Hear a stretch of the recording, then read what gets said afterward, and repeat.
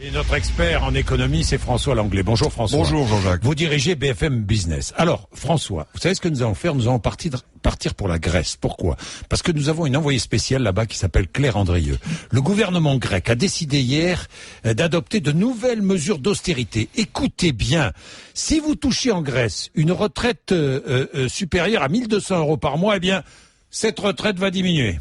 Au-dessus de 1 200 € par mois, vous allez être taxé de 20%.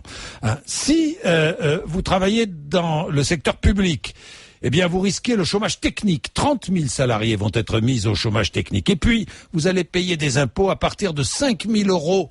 5 000 € de revenus par an. 400 € par mois. 400 € par mois, vous payez des impôts. Vous allez payer des impôts en Grèce.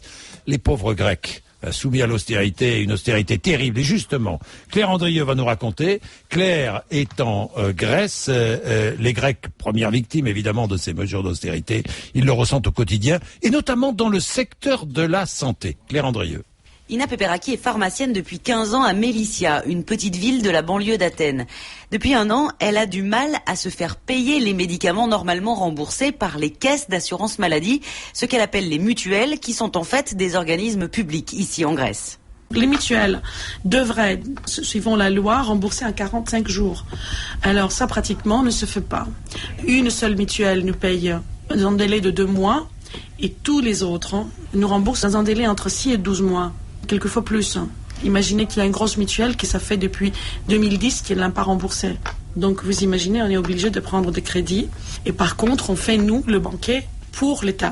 Le problème, c'est que les banques ne prêtent plus. Et Ina se demande si elle va pouvoir continuer à payer ses fournisseurs. Eux n'ont pas été épargnés non plus.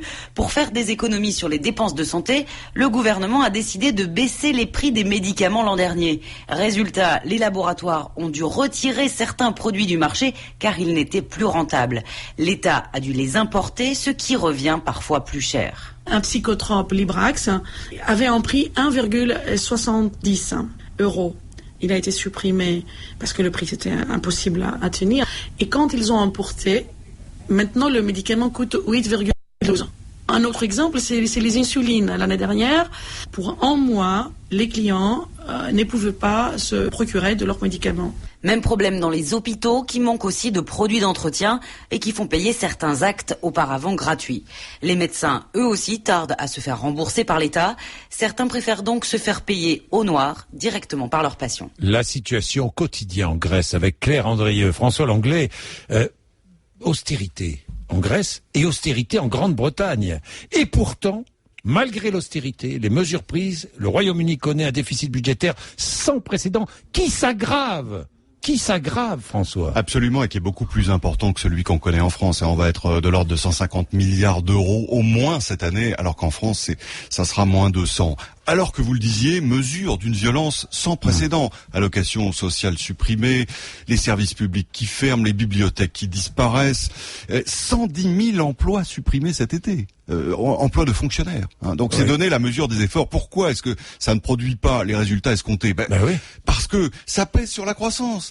Et les coupes budgétaires, au fond, font que l'économie se rétrécit, se racornit. Du coup, elle produit moins de recettes fiscales et au total, le déficit se creuse. Alors on peut se demander si l'austérité c'est la solution. On peut se demander, c'est exactement la même chose qui se produit en Grèce où littéralement le pays tombe comme une pierre. La récession est de 7 à 8%. Il y a un nouveau plan d'austérité tous les 3 jours en Grèce avec à chaque fois de nouvelles mesures qui ne produisent pas davantage d'effets que celles d'avant. En fait, le FMI lui-même s'en est alarmé d'ailleurs par la voix de Christine Lagarde qui a dit il ne faut pas être trop brutal dans l'ajustement budgétaire. Bien. Est-ce que vous avez des informations sur la prise de participation du Qatar dans la banque BNP Paribas? Est-ce possible? C'est tout à fait vraisemblable. D'abord, si on en croit le Financial Times, qui est donc l'auteur de cette information, c'est une mission où il y aurait eu Jacques de la Rosière, qui est un personnage éminent, un grand financier français, donc qui aurait été missionné pour explorer une prise de participation du Qatar. Ce petit État est extrêmement riche. C'est-à-dire que le Qatar entrerait au capital de BNP Paribas. Exactement. Je croyais que les banques françaises ne devaient pas être recapitalisées. C'est ce qu'on nous bassine, ce qu'on nous dit depuis plusieurs jours. C'est ce que nous disent les dirigeants des banques en question et le gouvernement. Cela dit, c'est de moins en moins crédible. Et même la Commission européenne, on en parlait ici même hier, commence à dire on a besoin d'argent. Hier, le FMI a dit la crise des dettes souveraines a coûté 200 milliards d'euros aux banques européennes. Il faut trouver de l'argent. Bon, le Qatar, 700 milliards d'euros de réserves, ce petit pays. C'est un coffre-fort. C'est un coffre-fort nourri évidemment par les recettes de l'exportation pétrolière. Oui. Et le Qatar qui envisage d'entrer dans Airbus. Absolument. Qui a déjà une petite participation dans Areva. Absolument. Qui possède le Paris Saint-Germain et qui bientôt pourrait entrer au capital. Mais, dit-il, nous sommes colonisés par le Qatar. Ça continue. Jean-Jacques, c'est la loi de l'argent. Dès lors que vous cherchez de l'argent sur la planète, il faut aller dans les États pétroliers ou bien en Chine, dans les pays émergents qui, eux, ont des réserves considérables. Merci François Langlais pour comprendre les...